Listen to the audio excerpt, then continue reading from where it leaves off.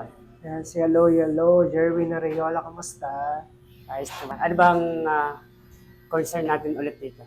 Alright, kasi di ba medyo matagal ako hindi nakabalik sa'yo, almost a month. And then, eto, medyo tumubo na naman yung mga facial hair ko, tsaka yung buho ko sa ulo ko. Now, syempre, yung dating concern ko pa rin.